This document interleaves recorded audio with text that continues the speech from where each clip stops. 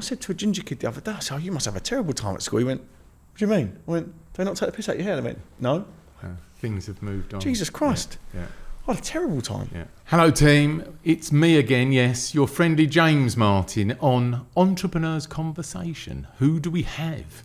Today you have a fabulous guest, a good friend of mine, Dan Wylie. He's all things care, but he's in a dyslexic frame of mind. We're going to find out more and see what his world looks like from himself. Mr. Wylie, thank you very much for coming in. And we kind of are friends. We sort of see each other at least once a month if we don't talk on the phone. Indeed, and we go for little walks. We go for walks, yes. Yeah. Highlands Park. Yes. I'm like the new parkie over there, aren't I? I point out all the stuff that's going on or going wrong. All the trees. All the trees. Yeah. You've been in a bit of a wilderness because you sold your main big business. Tell us about that. What was that? So I built up a care business over 12 years. I exited it in 2020. So it was a care business that looks after adults with learning disabilities and complex needs. So we had residential care homes and supported living throughout Essex. I had a 10-year plan. That 10-year plan I executed at year 12. And it was how that made me feel after I exited that has truly transformed my life and my path that I'm on today. And the buyer, good people, bad people? Yes. What was that like? So I had an advisor, Martin, and we spent about a year working together on what the buyer looks like that would buy a business of our size. So you were preempting an avatar of who you were going to sell to? Yeah. Wow. Martin went out on my behalf. He looked at these care providers. He read their CQC ratings. He met them. And he dwindled it down to 2. We went through the information together, went and met them, went and viewed their homes, talked to their staff, and together we chose the person that was going to buy my care business. And because I know some of the backstory of this, it wasn't just plain sailing, was it? No, it wasn't, was it? No, nothing. But the curve was huge, wasn't it?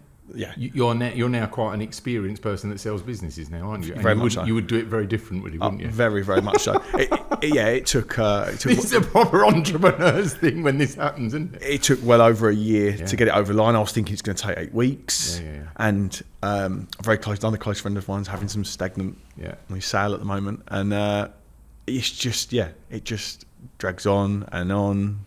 It's the due diligence from the money, isn't it, that is just killer. And someone that's heavily dyslexic, and when you've got to have a data room with all this...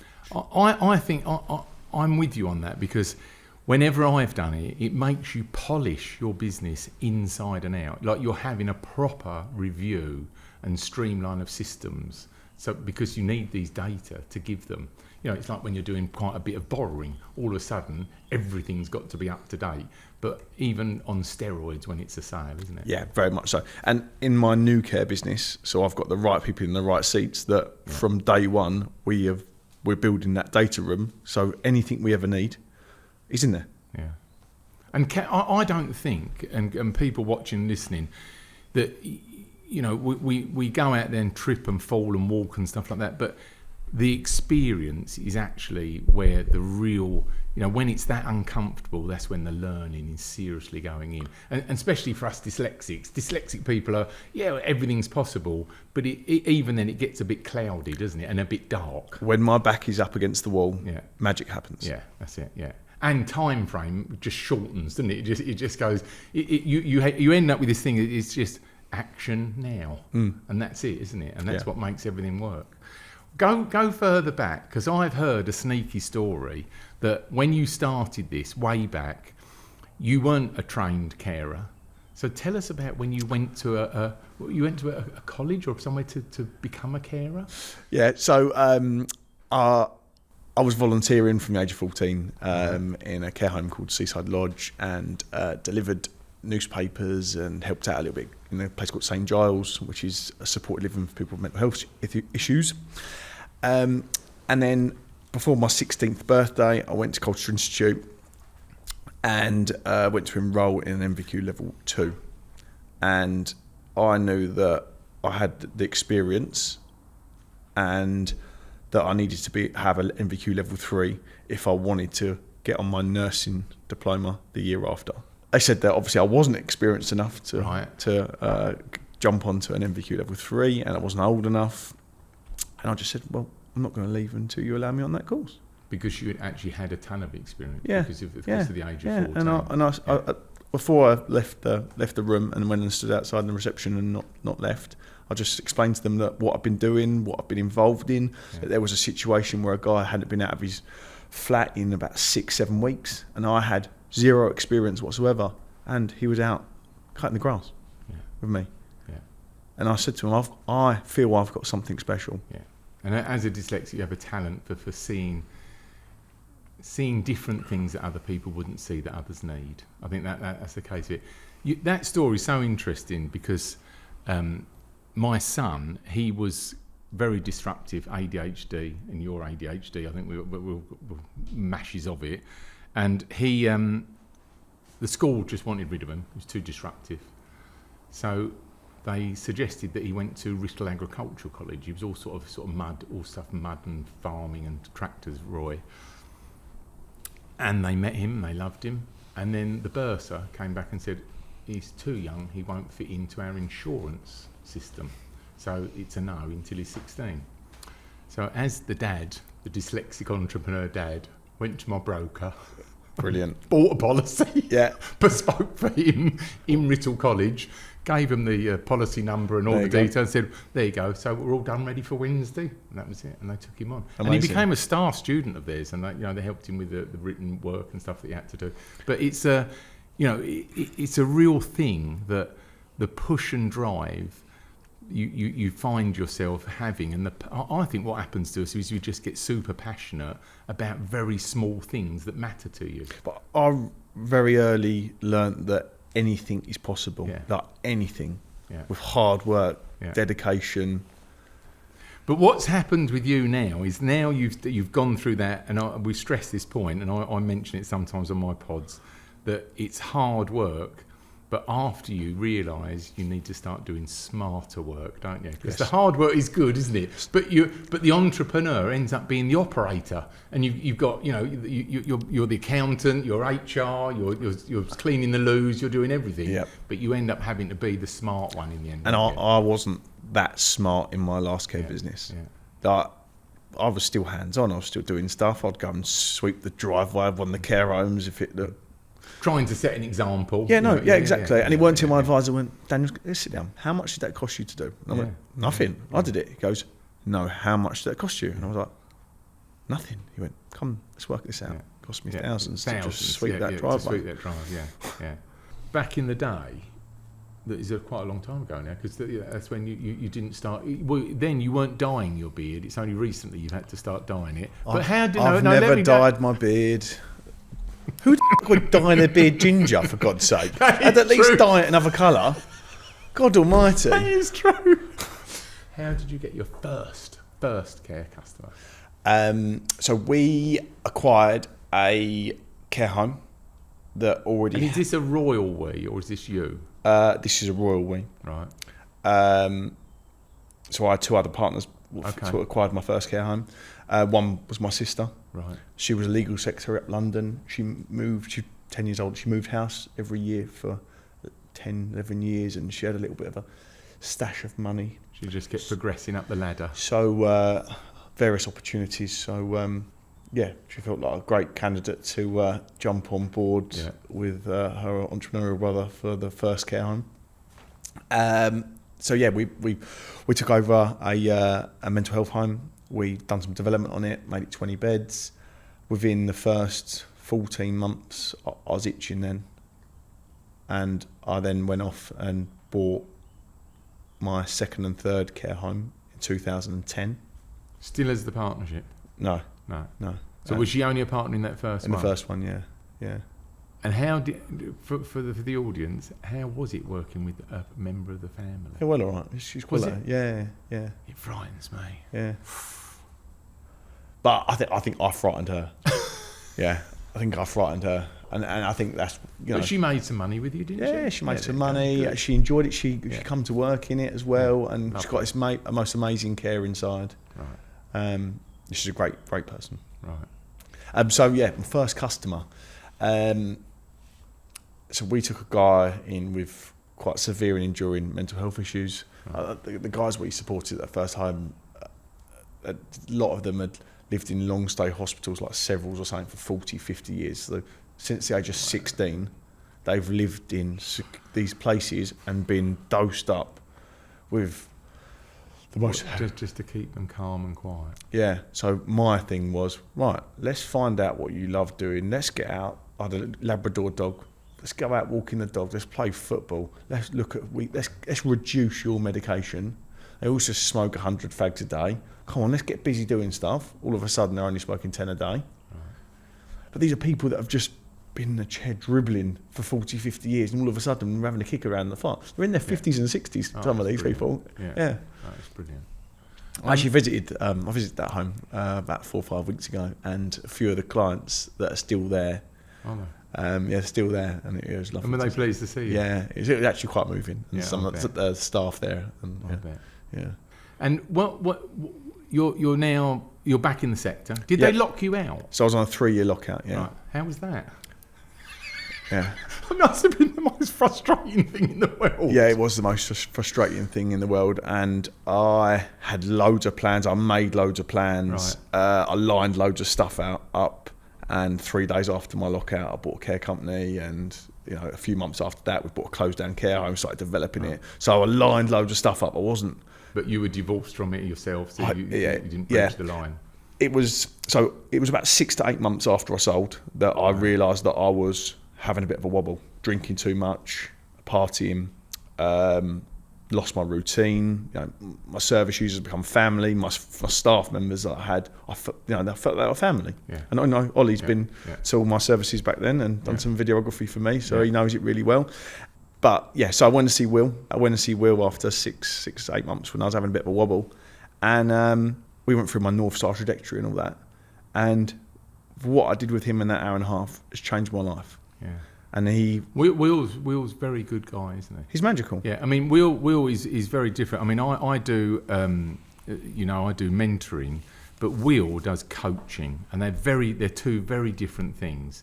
And he will get you a process to work to, and then he'll hold your feet to the fire for that process and design a path. And I worked with Will Polston for probably 18 months, and I'm with you, Dan. It changed my whole trajectory of who I knew that I was and why I was doing stuff. That was one of the biggest things that it changed for me, and it was very good. Yeah, and we went through my North Star trajectory in that hour and a half, and he went, your sole purpose in life is to help people and care for people. Yeah.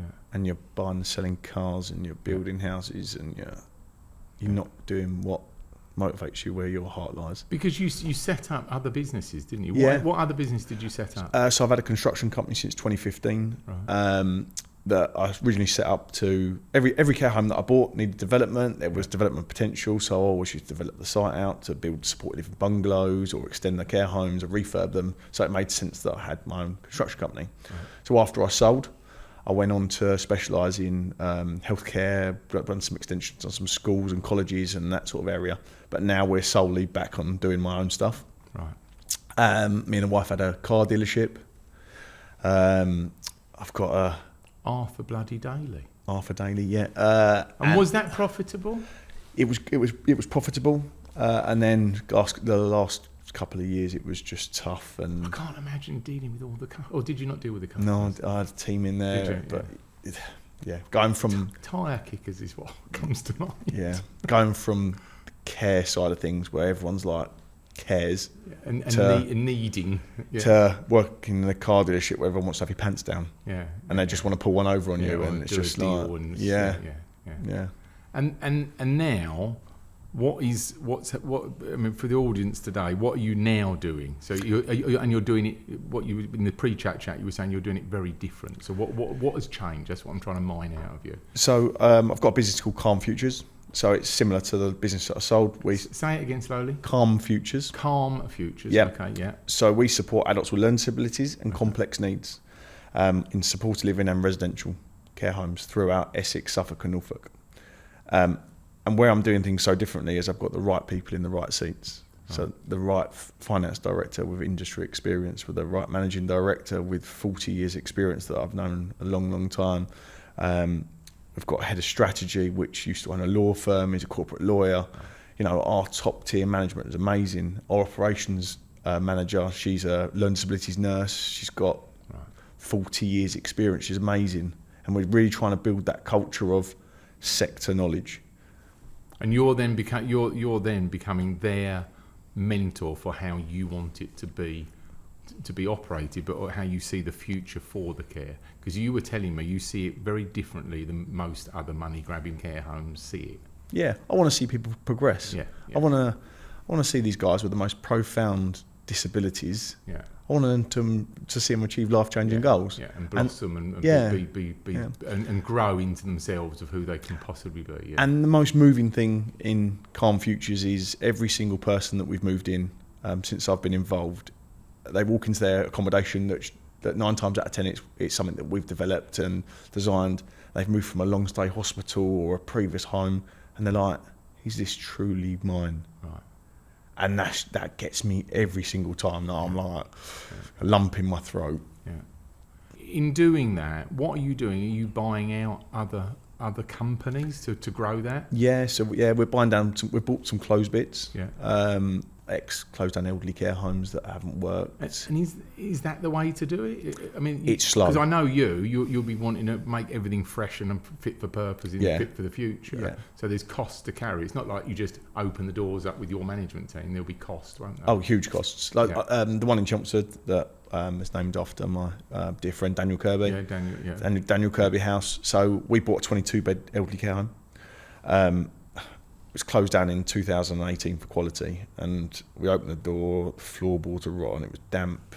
Apparently they had a really high turnover of deaths in there, and it's just like, oh. But we ripped everything out, started again. We converted half of the main building to a 6-bed specialist unit. We've gone to town on the finish of it. It's like a 5-star hotel, and we've really designed it for real complex individuals. So it's like fleece heating in the ceilings. Marine ply behind the plasterboards, metal sockets. Bathrooms have been designed in a way where they can't hurt themselves. Right. Telly's recessed into the walls. Okay. And then the other side of it, we've built 6 supported living flats. Right. So what you're telling us there then is about the superstructure of the buildings for purpose, and then it's about who then looks after those individuals. And how are you doing with employment? Because that always seems to be the sticking point, doesn't it? Very much so, especially in the care sector. We are inundated with overseas people that live in the UK that have been promised work, that have got visas and have not got the hours. And for me, it's a happy medium, because we've got people that have lived in the country that we're supporting. They need a mixture of people from the UK as well as foreign nationals. It's very difficult because before lockdown, I had sort of 5 Polish guys on one of our civil engineering team, and they were my best engineers and workers. And blessed COVID, they went home. Their economy rose at home in Poland. They never came back. Yeah. To fill their boots, well, I haven't. I've had to use subcontractor, companies to come in and fill up what they used to do. So I can see that. What is your goal now? I know you think big. Tell us what does it all look like in 5 years? About 5 times the size of we are now. So we are in the final stages of buying a group of care homes at the moment. Really excited. It's been going on for a long, long time. So, Daniel, for the listener, how many sleeping heads have you got at the moment? Residents we look after, about 60. 60. Yeah. So you want to go 5 times that? Yeah. Right. Yeah. And achievable with getting the still having the quality of care and stuff. So my model is quality over quantity, right. And it still doesn't surprise me day on day when we go and assess people that are other care providers and something that we can do it so much better, and that's what I want to do. So it's not about that size; it's about the quality. Are you conflicted though with it's a passion versus a commercial industry that you're in, because they must conflict somewhere. Because I know how passionate you are about it, and you do it against, well, you know, are we earning enough money out of this? Are we spending too much money on buildings? Are we spending too much money on staff? There's got to be something that gives and takes there somewhere. You drive lovely fast cars, and you like your cars and stuff. So where does it work? I battle with myself and my team because the residents' needs come first. Yeah, it is. I mean, I've been criticised sometimes here that we overspend to get that welcome here where we are today at Baddow Park House, and you know, you could do it leaner, but in the end I think I'm doing it for myself. Aren't you doing it for yourself? I probably do it for myself, for the feeling that I get when I see someone living in that service, and I get to, and the reward, you know, it gives you back. I get to go to Daniel Kirby House at 7:30 in the morning before I start work, and I sit on the sofa with a few of the lads that live there. And I'm not into football, but I sit there and watch football with them. And I just think how happy they are, and we have a bit of banter. And these are people that require 24-hour support, and probably will have 24-hour support for the rest of their lives. But if we can integrate them back in the community, go to college, get them into part-time work potentially, or get them doing jobs, like even doing a small thing like going to Tesco's might be like a life-changing goal for some of the people we support. In that sector, we bought the big Ingatestone Garden Centre, and we had 5 staff there that were from care, and they actually lived in some of the care that was next to where I live, that is up at the True Loves estate there. And I still see those guys today, and they are the most rewarding, lovely people.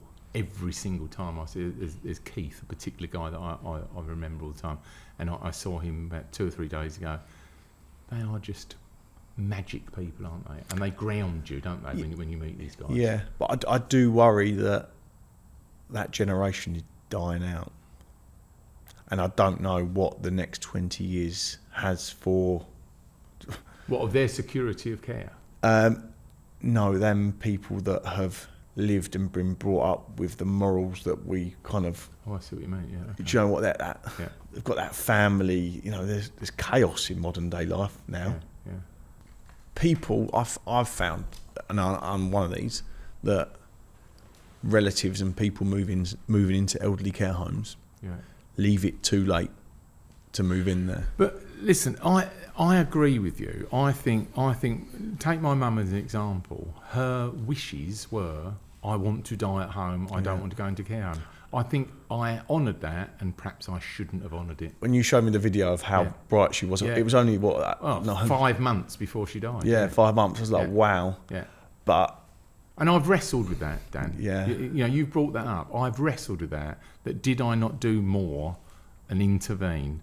And I just thought, my sister was handling it and stuff like that. But how do you... Or you educate us then. How do you do that? How do you cajole them from that safe environment that they've been used to, and they've been around for 30 odd years in the same place, you know, wherever they might be at that time, to then going into care? It's so difficult. Is it? So difficult. And, you know, the best way about it is to get some respite, which is, you know, you pay for a few days or a week break in a care home, and all of a sudden... As like an introduction? Just as a break. As a break, okay. Just go in there, you get 3 amazing meals cooked for you a day, you get your hair done, your nails done, you get... Like a mini holiday-ette. Yeah. You're around similar peers, you're doing activities all day.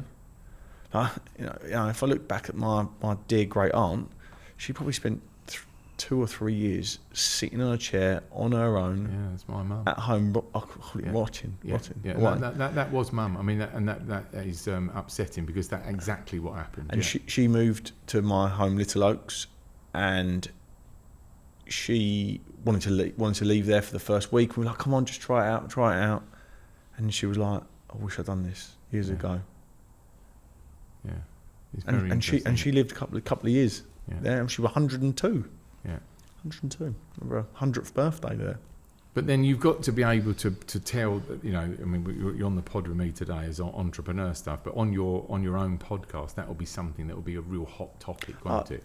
Yeah, massively. And a lot of elderly people don't want to live in a 5-star hotel and call that their homes. Right. And if you go around these are lovely homes. They're some of the big homes. Yeah. They are unbelievable. But could you call a 5-star hotel home? Would you feel like that's home to you? Where our little home's only 14 beds. Yeah. It's home. They all call it home. They love being there. Yeah. And there's been, over the last 5 years, all the smaller homes have been kind of pushed out. The banks don't want to lend to them unless you're They want economies of scale. above don't they? 30 beds. Yeah. And you're losing a lot of the smaller providers, and the national insurance hike and the minimum wage hike. So what you're saying, I mean, you've got different care sectors, but Yeah. you're saying even with your growth that you want to be 5 times as big as you are, you still want to do that within the smaller pockets of care. Yeah. In that more pastoral care way. Yeah. So my adult learning disability Yeah. business, the residential care homes are a maximum of 6 beds, Oh, really? and like a shared house is no more than 4. But our ideal model is they will have 1-bedroom flats with their own door. And majority of the time, all of them people will have one-to-one support And Dan, 24 hours a day. This is in the community, isn't it? In the community. This is not in a big mansion on a hill with a gate round No, it, is it? no. This is... That's very 1970s where, Yeah. unfortunately, we had some issues with some locals on our latest project in Chelmsford, where I think they still thought they were in the 1970s and these people should be locked up. Wow. And you know, Wow. yeah, Seriously? yeah. And they wrote stuff online on the planning portal that would honestly, yeah, And what do you do about it? fight Wow. for what I believe in, fight Yeah. for the people we support, and yeah. But there is a very naive, bigoted crowd still in our community, isn't there? Bigoted is the Yeah, exact word, yeah. It is, isn't it? Yeah. Yeah, and it's sad. Yeah, it is sad, yeah. Yeah, that is true. So that's care. If we just put that to one side, you're doing more than that because of your ADHD and you can't stop doing stuff and getting up early in the morning and doing your routine and doing everything else you do. So tell us, what else is going on? So I'm the CEO of a company called Recom Technologies, which is a renewable energies company. Okay. So we distribute solar panels throughout the UK. We've got the UK and Ireland rights. What from China? From China, and we are a European manufacturer as well. We've got manufacturing facilities in Italy. Wow. Okay. Yeah. We partner with some installers as well and do commercial installs, residential, etc. Why? Do you just see that as a big growth area? Very much so, yeah. Is it? Yeah. So, you've got a lovely array of solar panels on the roofs of your commercials. Yeah. The payback returns are, you No, get it's been very successful and very easy to finance. Yeah. They just come forward with the money, no problem at all. We're just doing a friend of mine's 1,200 panels, and its payback's 18 months. Yeah, that's fantastic. It's unbelievable. Yeah. Let me just 18 months. Yeah. He'll have free electricity. And is it very competitive? I mean, I do get quite a few poke me to do this, but I've obviously used you and I've used others. But I mean, what's it like? Is it a bum fight out there? So if you was a window cleaner, you was a roofer, you was an electrician, now you're a solar panel installer. Right. So it is so important that you use a trusted manufacturer, a trusted installer, someone that does things right, because you've got a hell of a lot of electricity there. Yeah. That all it takes for it to catch fire, especially when you're talking on your homes. Yeah. Because I looked at it probably 4 years ago, and we didn't take the option for the batteries because the batteries would only have 5-year warranty. But I'm now being assured with the next scheme, because we're doing a big scheme here at the main house, that they're now up to sort of 12 to 15 years on warranty. Yep. And we can see, well, if we've got that warranty, even if it died in year 14, we've had all our money and some, because we got payback in year 3. So it was definitely worth doing it, And what makes us so different from the rest of the market is we are a European-owned company. Right. So we've got 30-year warranties on our solar panels and up to 15 on the inverters and batteries. Wow. So if you've got an issue, you pick the phone up and you're talking to someone in Europe, or in the UK, us, rather than 99.9% of the rest of the manufacturers are Chinese. Yeah. What do you do with that? You're doing that. What else? Construction company, Yeah. still. And that's still going. But in-house for you? In-house, yeah. Are you doing anybody else's projects or No. not? No. No. It doesn't make sense. I've done a bit of it, but it's too needy, isn't it? Yeah, far too needy. I've got an elderly care home that I've had for 13 years. Right. So it's a little 14-bed elderly care home. It's boutique style elderly care home in Little Braxted. Okay. Full, it's a lovely little home. So my nan's lived there. My great aunt, my wife's nan's currently living there. We're fortunate that we've got a great waiting list. The team there are amazing, and it still moves me every time that a relative writes me a letter. I've just even right now it's getting me. I've explained how wonderful the home is, how wonderful the team are. Especially as we had one of our ladies pass away a little while ago, and the team sat by her side, painted her nails, done her hair. They didn't let her have a second on her own. No, those girls, and I've just experienced it in the last few months. My mum passed away, and there was a team looking after my mum at home. And it's a world I'm not used to or have any touch with before. And those last 3 months that they looked after her, moisturising her fingers and stuff like that, and talking to her when I thought she couldn't hear me, and the care lady saying, no, speak up, she can hear you. They are just superstar people, aren't they? The time, effort and consideration they give, and they really have passion for it. They had 3 carers, Dan, and all 3 of them came to my mum's funeral. That's amazing. And I was blown away. It was the one thing at the funeral. I said, we're going there, we're going to do, my mum was 96, bless her. She had very good innings, and, it blew me away when I saw those girls there, because that really made me think that even in her last months, my mum had that much effect on these girls. And they were able to give her that much love. Yeah, honestly, we were getting a bit deeper with it, but it was like proper stuff, and they gave my mum the best send-off ever, because they looked after her, and they really did look after her. So I hear what you say. What are we doing with your... So that's what you're doing 24/7 with all your stuff there. How do you, as this multi-million pound earning, churning millionaire, what do you do for your relaxation and your leisure time? What do you get up to? I used to race, but now... What, running? No, cars.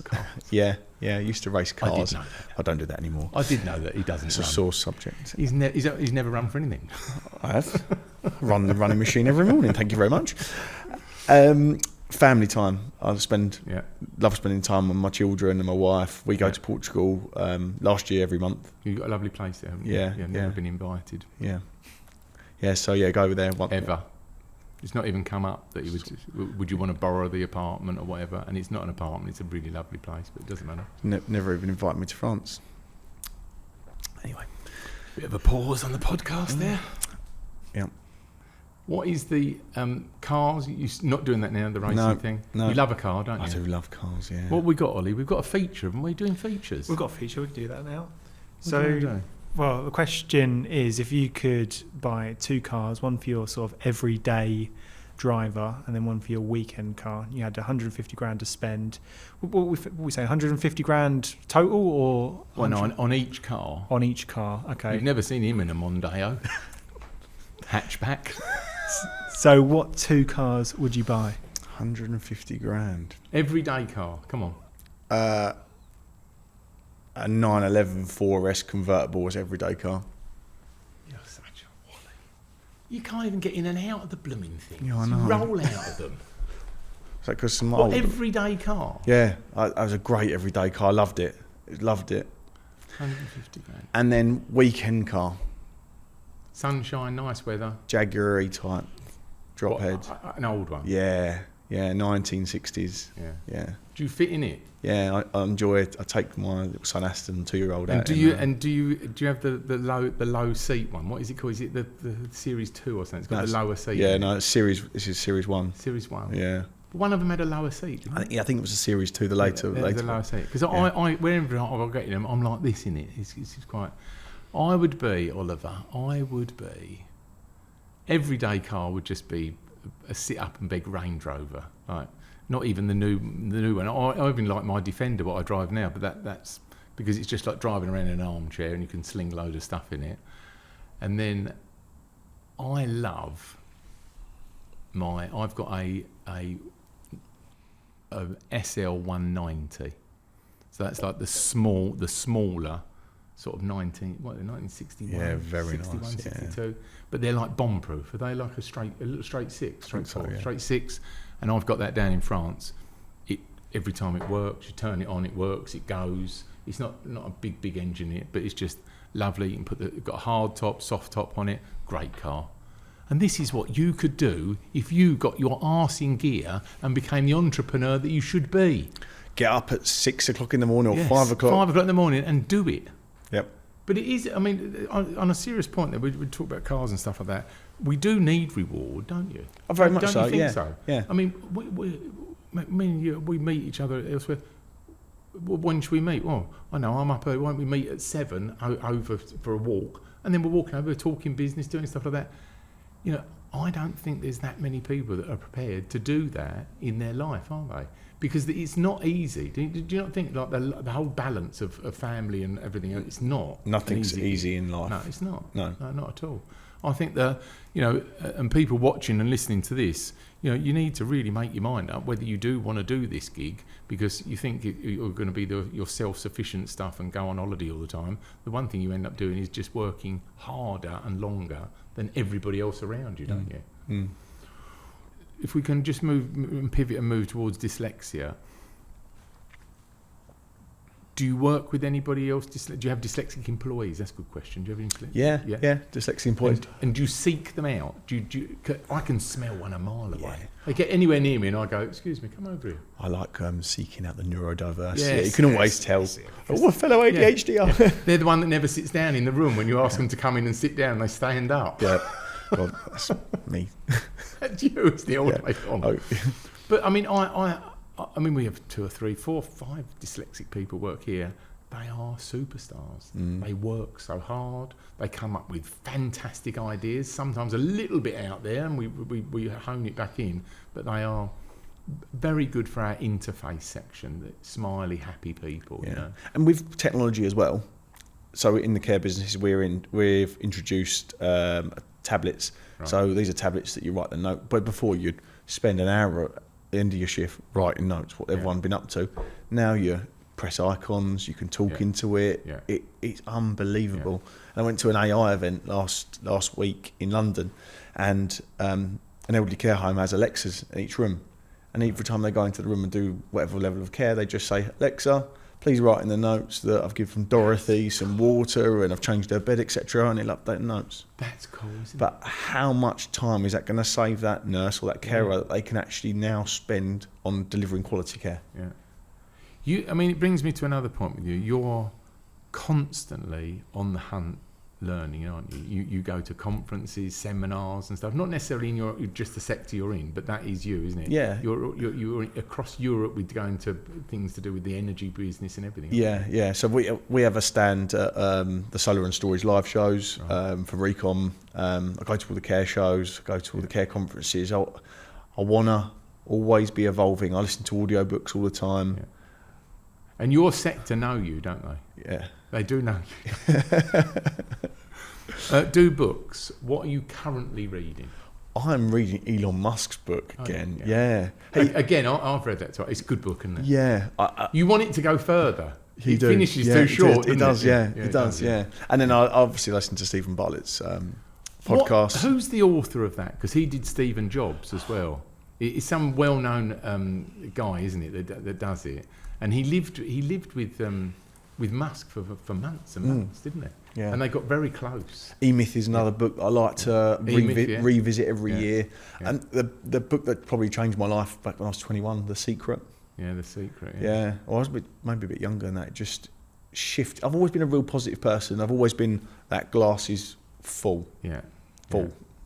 Yeah. And people that are listening and watching, I've said before, I probably do 3 books a week. And they, like you've just said, there'll be books that I've read before, but the second, third, fourth read, you find something new in there. And your digestion on a book is about 10%. That's all you really get out of it. I've been not so much on books recently. They're about 4 to 5 hours long. Is Acquired. I keep banging on about Acquired. and the guys that do acquired is like the story of Costco or the story of IKEA, and they've just done India cricket, the billions and billions that are earned out of India cricket. There's more people tune into India cricket than there is that tune into America football. Wow. It's just like nuts, you know. And they these two guys break it all down and go through it, and they're very entertaining and stuff like that. But I think people that are watching and listening, you need to get information, digestion, and fill up your toolbox, don't you? And it's not listening to crap. No, that's it. No, it's not. Someone dribble on about a load of stuff. I actually listened to music for the first time in about 4 years on the way here today. The sun was out. I thought, we'll have a little bit of house on. That's it, yeah, lovely. Yeah. Ollie, what else have you got for us? Do you think dyslexia affected your choice to become a business owner? Well, me, I didn't have a choice. It was either have an environment that I could work in. I couldn't even become white van man because I couldn't read the bloody addresses, so I needed staff around me to help. I mean, what was it for you? I've always had a fire in my belly from the age of 11 from doing 5 paper rounds to buying and selling stuff off eBay. I used to go boot sales on a Sunday and buy a load of stuff on the boot sale and put it on eBay. But why? Because you were beaten as a child by an overlording father, or you were an orphan? I mean, why was there that My drive? parents are grafters. Yeah. So it was just off the back of being in that environment?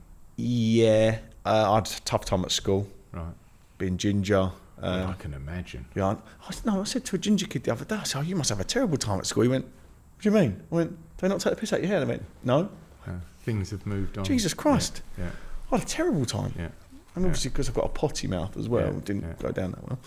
And seeing how hard my parents worked for not very little reward, but they really, really worked hard, like 5 different jobs. Really? And I still had a different colour blazer at school to everyone else. So I just wanted to... So school was not the greatest place? No, it weren't good. No, I didn't enjoy scars make us the person we are today. And I look at my scars, I'm like, oh, excellent, thank you. Yeah. I didn't enjoy school.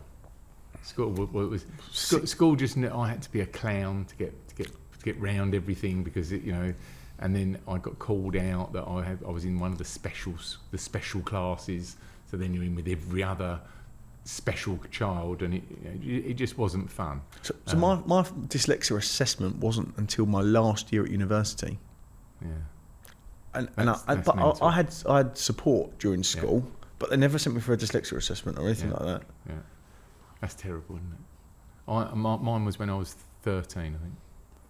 And when they said to me, "You've got dyslexia," everybody looked at one another because no one knew what it was because it's a long time ago, and it was kind of a weight lifted off my shoulders because I said, right, so I'm not thick. Because up till then, I thought I was just like the thick person with like some brain cells that were all mixed up. They probably are mixed up. And then I used to have love going into French class, to do our French class and say to the French teacher, "Oh no, haven't you heard? I'm dyslexic. I have no interest in this at all. I don't need to do this at all because I'm dyslexic." And in the end, they just used to let me not go to the classes and do other stuff. And at 14, I just walked out the door and never came back. That word you just said there, thick, did something to me. Yeah. And that took me back. Didn't it? And is that what they used to tease you? Yeah, thick, ginger. Yeah. Yeah. But I mean, it was, Dan, it was brutal. The kids at school were brutal towards me. And I meet up with a gang of mates that from school every sort of 8 months or so, and we all meet up. They bring their Zimmer frames and hearing aids with them, and 4 of them were in the dunces class, multi-millionaires they are. Ian Liddell, my very good friend, a billionaire, owns Uniserve, couldn't read, write anything. He was just a superstar, at school. He was my best mate, and he just went top. I love that. I like looking at some of my school friends that have just done so well, moved to Dubai, created businesses over there. Yeah. It is, listeners and viewers, it is all possible. You just have to have that insight and those big thoughts and those big desires and dreams to do it. And what I try to say to everybody every day on my Instagram is to short circuit it, Danny. Wouldn't you believe that Danny, we've got to find mentors and stewardship, haven't you? you become the 5 people you hang around with the most. And it's so true. I only learnt this when I stopped drinking. Yeah. And I was like, what am I doing? I'm going down the local pub, Talking hanging around of shit, with people that don't like their wives, don't like their job, don't like their lives, don't like themselves. Honestly, what am I doing? But listen, when we go to the dinner here at Baddow Park House every month, there's no one drinks. Do there? Very few people drink. When I first started going, I didn't realise how many people didn't drink. Yeah, yeah. But it's like, I'd say it's a high percentage of the room does not drink. Sinclair doesn't drink. Will doesn't drink. No. Sam, no. I mean, it is a thing. Alistair Sargent, don't drink. No, don't drink. No. Yeah, Kirby never drunk. Do you know what I feel about that? Is I'm switched on with my mind, and the curse is you're sitting on the beach and you're trying to work out how much does the ice cream seller earn out of ice creams, and if you doubled it and tripled it, because you can't sit still with your brain. But I don't want my brain to be numbed anymore, because that's what happens. I was cocaine as well with drugs. I mean, it was, and that was a very, and I'm not too sure where it was like the big boys were doing it and I just followed suit. This is at a lot younger age. And it was just a horrible time for me that I just thought that I had to wear that T-shirt of being involved in that crowd. And that was not good. Yeah, and a lot of people, they use drugs and drink as I need it after I had a hard day. That's a fucking excuse. Or drink a bottle of wine because I've had a hard day. Yeah, that's right. And you get into a bad routine. Yeah. And now I go home and go, YouTube, lovely now. I was looking at something last night and the feed is still there because YouTube is lovely because it remembers what you're watching. And now at the moment I'm looking at commissioning some hot tubs. So we're trying to buy 10 hot tubs. Amazing. So I now know everything about bloody hot tubs there ever was to know. I mean, about my 20th video. Amazing. But it's good, isn't it? I mean, YouTube teaches me everything. AI. That is just changing. It's mega, isn't it? What do you think? What do you think is going to happen in the next? I've got 2 questions actually for you. What do you think is going to happen in the next 2 years with this country? What's going on with the amount of entrepreneurs that are leaving this country? Well, I mean, the short answer is a mega loss of talent, and the country will suffer. We're not having those people creating the jobs and the wealth and staying here. I mean, you look. You said about Dubai. We know some friends of ours that have gone there, and they're proper earners and employers, aren't they? Yeah. And they've just shipped and gone there, haven't they? I mean, Italy will allow you to come in with a certain amount of money. You are paying no taxes to go there. Where I'm living in France, they've locked me out. Because if I go there, they do a thing called a global wealth tax down, and that just kills me. So I'm now only 90 nights in 180. Wow. And you can notice it by when you go on Rightmove now. Anything over £1.2 million has stuck around for it's not moving. Yeah. Where before things were moving. Yeah. I think AI. I was listening to an article, and they were saying, what does the future look like? And they were talking that it was going to be. You're going to be avatared as you. So when you want to go and get insurance on your car, it will just pop up straight away. You ask for, my name's James Martin, I want to be insured on a 911 Porsche. And they'll already know all your details, and they go, that cost you X, because they know everything about you, because you're completely avatar profiled. And then it will say, it's time for you to go for a meal with your wife. And your favourite restaurant this time round will be this one. Because the habit, so it'd be like your own algorithm. It would be your own rhythm of a pod that lives with you the whole time, that knows you intimately, knows what size clothes you are, knows everything about you, and you literally just go around and it will do everything for you because it knows who you are. Is that how we want to live? I don't know. But someone gave me a great analogy last night, was that 40 years ago, 50 years ago, when a tractor come out, for instance, oh no, we can't have a tractor, oh no. Tractor comes and does the 100 people's work in a day. Yeah. Revolutionary. Yeah. Now everyone's got a tractor. Yeah. So AI is going to be like that. And I think it can be a real positive, but the scary bits I find with it are the videos that you can create. Yeah. There's a podcast company in America that creates a podcast. You just write what you roughly want to talk about, and it will create a podcast with you and someone else's face. Yeah. You've not even been there. Yeah. And it looks bloody like you're there. And they're not robotic now, are they? They're very slick. Yeah. Yeah. I think that the thing that I if you're in insurance, banking, that sector, you're not going to have a job in 5 years' time because you won't be solicitor. there. Yeah, solicitor. Accountant. It won't be there, will it? Yeah. I mean, the accountant thing, what are you going to do? Just look over a load of numbers that are already gone into the machine already. It will just say you owe that much tax, or you're worth this much money. So I think those people need to be aware. That's why your sector is a brilliant sector. Yeah. My sector here with the wedding venue, brilliant sector because it's all service based. People. It's all about people. What would for young entrepreneurs, if they're watching and listening, and what would be your sort of like your fatherly tip that you try and hatch out from people and guests? What would be a tip for people that are coming through the ranks? Get up early. Yeah. Get shit done. Yeah. Find your passion, and never work another day in your life. Yeah. Yeah, I agree. I think that the only caveat I'd put on that is make sure your passion is in a model that works and earns money, because we see quite a few people with passionate stuff. They're working themselves to death on a passionate project but don't earn money. So they need a tweak on the model. That's all I would say. Is over the years I've learned that you need to review where does it work, the model that you're in, whatever sector you might be in. Okay. What is the future for the rest of this year? We've just gone through Easter. So I'm launching a podcast in a couple of months called The Caring CEO.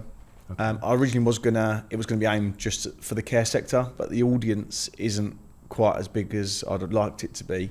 And then I started thinking about, actually, there is so many CEOs out there that are amazing people, that are doing amazing things for charity, that do amazing things for their staff, they give back. Hence why the Caring CEO title. Okay. And are you doing it seriously? You're going to do it one a week and stuff? Is that what you're going to do? One a month. One a month, okay. Yeah. And do you reckon you can get it up there? You like Steve Bartlett or don't like Steve Bartlett? Do you know what? I actually quite enjoy his podcasts. I enjoy his guests. Yeah, okay. But I find him a little bit Marmite. Right. There you go. Controversial. Do I say that? I don't know. I'm too old to be. I'm very controversial. Yeah. My wife says the older I get, the more blunt I get. And with this line in the sand of Easter, how do you think the year's going? Have you got stuff done? Did it pull you up where you went, blimey, already Easter? Yeah, it's going really, really quick. Like, we were supposed to complete on this deal back in January, so it's just dragging and dragging. Obviously, when you're buying a care business, you've got regulatory stuff as well that you can't control. And if anyone knows the care sector, the Care Quality Commission's a bit up in arms at the moment, and so things are a bit slow with them. And just the amount of due diligence that's required for the banks, it's just getting worse. And are you giving that to others to do? Yeah. Oh, yeah. Yeah. I can go in and be that great entrepreneur. I can make a mess. If you wouldn't mind just clearing that up, it'd be great. Yeah. So the year is coming forward. And what will you do for the audience? This year? How much time will you take off? It's a good question because. Do you ever take actual time off? No, because the phone is bloody well on, isn't it? And we look after people 24 hours a day. Yeah. So we're always on call. Yeah. We're always there. Well, your team are. Come on, your team are. You're not necessarily. Oh, I'm always on call. Are you really? If my manager needs to contact me, wow. or anything happens, yeah, they pick up the phone to me, really? and can pick up the phone. Yeah. Because I could never live with myself as well if anything happened. Yeah. And I could have done something to prevent it or help. Yeah. I think my brain works differently to most other people. Yeah. So if there's an issue or there's something, I'm sure I'll be able to come up with some sort of solution similar to yourself. How are you, when we talk about that, how are you with HR stuff? Can you spot talent to hire talent? Can you fire people? How are you at firing people? I hate having difficult conversations. Do you? Yeah. It's been something I've been really working on. So every week I say to myself, I'm going to have one difficult conversation today. Yeah. One difficult conversation. What's the book? It's Brian Tracy, Swallow the Frog. Right, okay. Swallow the Frog, and it's do the hardest thing of the day first. So if you've got them 4 phone calls to do the real difficult one first. I think as I've got older, I've got easier at it. I just be going, you know what, I'm sitting down with you, and they go, yeah, and I try and get them to sack themselves. Brilliant. But it's hire slow, fire fast. Yeah. I mean, that is what it is. And that, we employ a lot of people, don't we? Yeah, and there's a lot of amazing people out there. Yeah, there is, yeah. I mean, listen, this is not a week-by-week occurrence. This is rare for us because we try and get it right. But, what have you got on your HR now? How many people are you running? Knocking on the door of 100. Yeah, it's a lot, isn't it? A lot of responsibility. Do you feel the responsibility? No. Do you not? No. Oh, I do. Yeah. Oh, I really feel it. I suppose I had lots more in my last care business, and I was like wearing 10 hats then. Yeah. Where right now I feel that I only wear a few hats compared to wearing every hat. Okay. So if people are interested in finding out more about you, where will they find you? Have we got Instagram stuff? Yeah, Instagram and LinkedIn. Daniel Wylie, Wylie. Okay. And podcast, what's it going to be called? The Caring CEO. When's it come out? 2 months' time. 2 months' time. And if people want to find out more about your care homes and stuff, what are the websites or stuff? Yeah, so Little Oaks Residential Care Home in Little Braxted, web address littleoakscare.co.uk, okay. And Calm Futures, if anyone wants to come and have a job. I do like the name, Calm Futures. And it come from the people we support have got quite complex needs. We have behavioural advisors that work for us as well, and we want to create for them a calm future. Right. So that's where the name comes from. Yeah, I like it. Yeah. And then say what you're just saying there for people you're looking for people. Yeah, so we're looking for support workers, care staff to work across Essex, Suffolk, and Norfolk. The web address is calmfutures.co.uk. Okay, cool. Thank you for your time. Oh, lovely to be And on you're here. super busy, and we've struggled to get you in because you're a busy person. And I'll always sit down and have a chat to you because I always learn something new. Thank you very much. Oh, thank you. Cheers, buddy.